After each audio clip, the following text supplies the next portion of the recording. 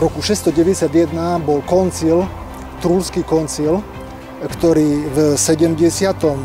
kanóne toto zakazuje. Zakazuje znázornenia kríža na podlahe a prikazuje, že ak sa na podlahe niekde znamenie Svätého kríža nachádza, má byť odstranené, aby po ňom náhodou nikto nešľapal.